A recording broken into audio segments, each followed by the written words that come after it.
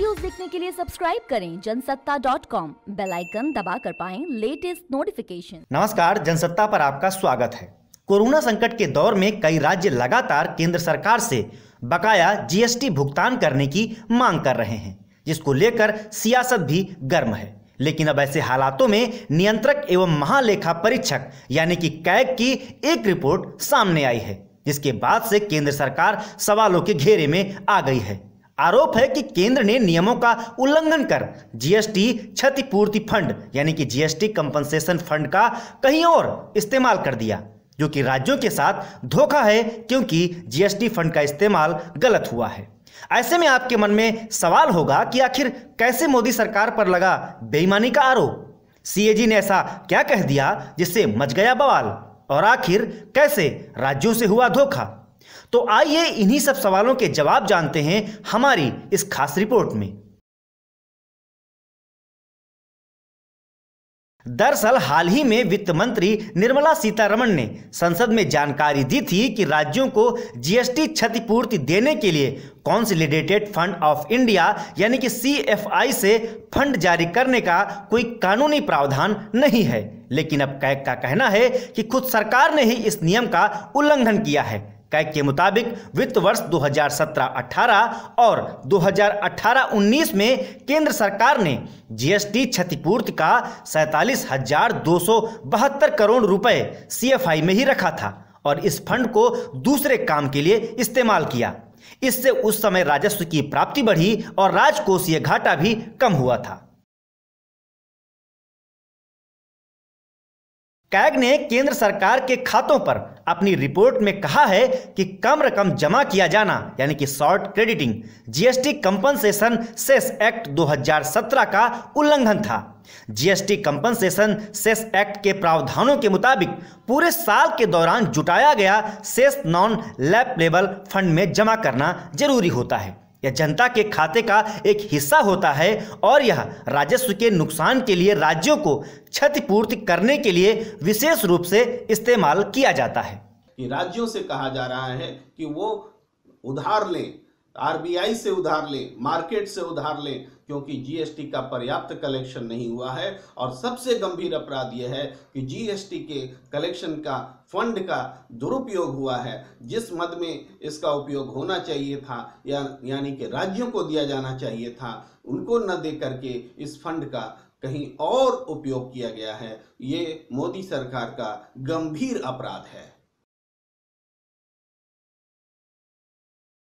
अब आपको बता दें कि आखिर जीएसटी कंपनसेशन एक्ट का प्रावधान है क्या।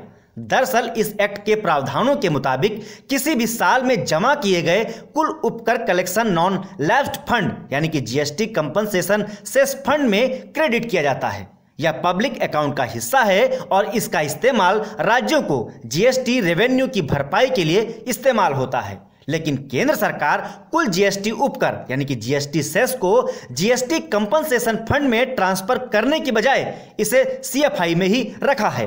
बाद में इसका इस्तेमाल किसी अन्य काम के लिए किया गया, जो कि नियमों का एक उल्लंघन था।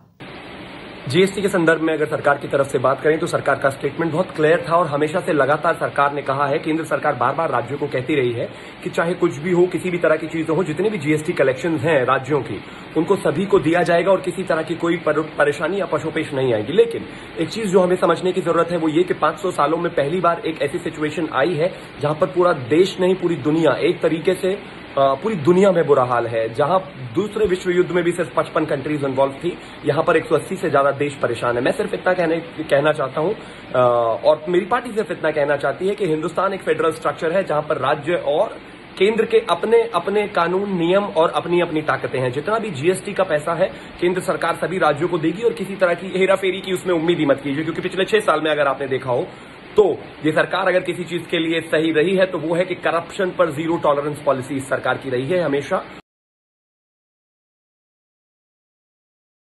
इस रिपोर्ट को अगर आप आसान भाषा में समझें तो वित्त वर्ष 2018-19 में इस फंड में 90,000 करोड़ रुपए ट्रांसफर करने का बजट प्रावधान था। यही रकम राज्यों को जीएसटी क्षतिपूर्ति के तौर पर जारी किया जाना था, लेकिन इस साल जीएसटी क्षतिपूर्ति उपकर के तौर पर 95,081 करोड़ रुपए जमा हुए, वित्त मंत्रालय के राजस्व विभाग ने इसमें से केवल 94,275 करोड़ रुपए ही कंपनसेशन फंड में ट्रांसफर किया।